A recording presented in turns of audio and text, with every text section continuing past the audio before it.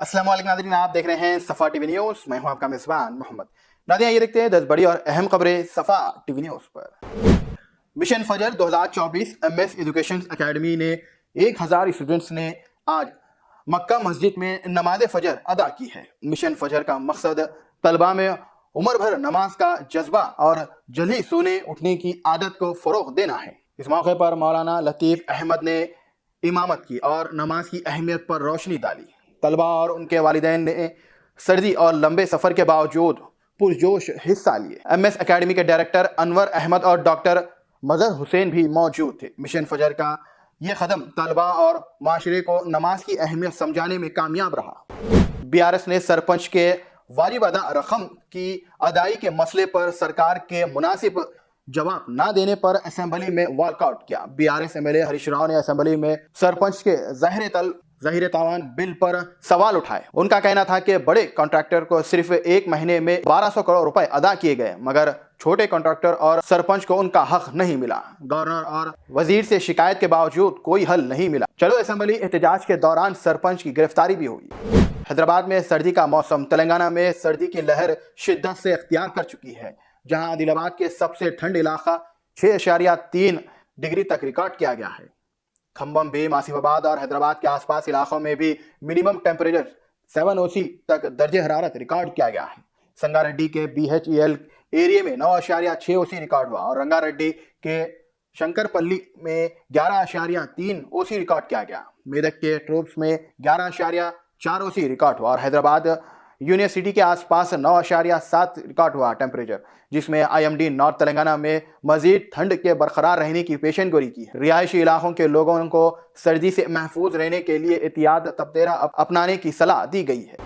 तमिलनाडु के समुद्री इलाके में जुमेरात से तेज बारिश के इम्कान बताए गए हैं। बे ऑफ बंगाल में लो प्रेशर एरिया बढ़ाव से अतराफी इलाकों में बारिश और बिजली गिरने की पेशन गोई। चेन्नई और आसपास के इलाकों से में भी मुतासिर हो सकते हैं। मछली पकड़ने वाले समंदर में ना जाने की हिदायत दी गई है। साइक्लोन फंगल के बाद से इलाके में बारिश का असर पहले से ही मुतासिर है। उत्तर प्रदेश असेंबली के विंटर सीजन में Samajwadi party SP communal tensions पर सरकार को गिरानेगी। प्रसाद पांडे ने संभाई में हुए वाकये पर सरकार को जिम्मेदार ठहराया और कहा है कि कम्युनिकल हार्मोनीज को डिस्टर्ब करने की कोशिश हो रही है। पांडे ने मीडिया से बात करते हुए सरकार को बेरोजगार और किसानों के मसले पर जवाब देने की डिमांड की। उन्होंने CM योगी आदित्यनाथ के संभाई टेम्पल वाकये पर सवाल उठाया और कहा कि असल मसला पर तवज्जो देने की जरूरत है। CM योगी ने संभाई टेम्पल और अयोध्या के मसले पर पिछली हुकूमतों को तनकीद का निशाना बनाया।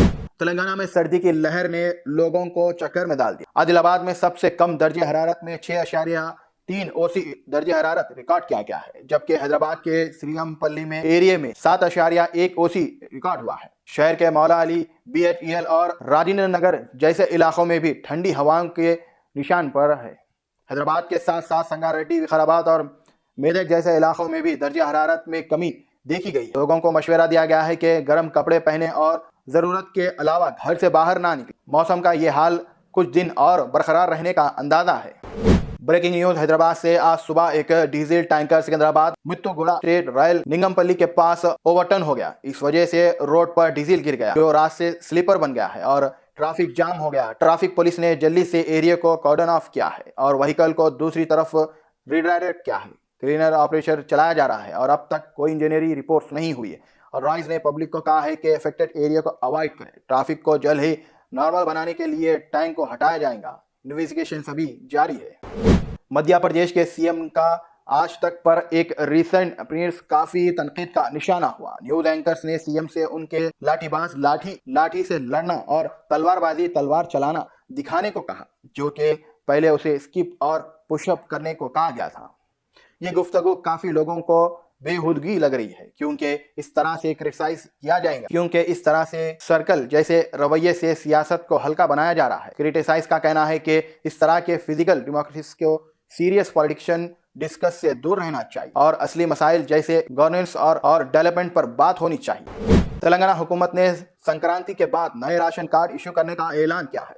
सिविल सप्लाई मिनिस्टर उत्तम कुमार रेड्डी ने लेजिस्लेटिव काउंसिल में बताया है कि 36 लाख फायदा उठाने वालों को ये राशन कार्ड दिया जाएगा, जिनमें हर शख्स को 6 किलो चावल दिया जाएगा और अच्छी क्वालिटी के चावल भी मिलने का ऑप्शन होगा। इस एक्टिविटी का लगभग 956 करोड़ रुपए का खर्च आएगा। नए राशन कार्ड में इलेक्ट्रॉनिक चिप भी होंगे जो ट्रांसपेरेंसी और इफेक्टिव को बेहतर में मदद करेंगे। कैबिनेट सब कमेटी इस काम को सुपरवाइज करेंगे और पुरानी प्रोसेसिंग को वैसे रखेंगे। चेन्नई में हुए एक तहकीक के मुताबिक ज्यादा वक्त स्मार्टफोन और दूसरे स्क्रीन का सामना गुजर करने वाले बच्चों की नींद के म्यार में कमी हो जा रही है। संगमहाई निर्मल यूनिवर्सिटी की रिसर्च में ये बताया गया है कि इस तरह के वक्त गुजर बच्चों के तवज्जो देने और उनके बिहेवियर पर भी निगेटिव असर डाल सकता है। 3 से 6 साल के 587 बच्चों के माओं से सर्वे लिया गया है, जिसमें उनसे पूछा गया था कि उनके बच्चे कितने वक्त टीवी, स्मार्टफोन या कंप्यूटर के सामने गुजर रहे हैं, जिसके बाद उनकी चिड़चिड़ापन और नींद की क्वालिटी का जायजा लिया गया। नाज़रीन, फिलहाल के लिए इस न्यूज़ में इतना ही। देखने के लिए आपका बहुत बहुत शुक्रिया। अगर आप नए हैं सफ़ा टीवी न्यूज़ पर तो प्लीज़ सब्सक्राइब जरूर करिए, साथ में बेल आइकन दबाएं ताकि आने वाले सभी न्यूज़ की नोटिफिकेशंस आपको मिलते रहे। फिलहाल के लिए इतना ही। अल्लाह। Germanten super speciality hospital, national award winner doctor Mir Jawad Zar Khan, German trained senior orthopaedic surgeon and director, माहिर डॉक्टर्स डॉक्टर वासिफ आजम और doctor Bharvi Chanduri, senior cardiologist और दीगर डॉक्टर्स नुमाया खिदमत अंजाम दे रहे हैं। Robotic surgery, advance cath lab, MRI, operation theatre, ICU, 2D ultrasound जैसी सहूलियात से आरास्ता कॉर्पोरेट लेवल हॉस्पिटल। वाजबी फीस में हर मर्ज से शिफायाबी के लिए Germanton super speciality hospital, Attapur,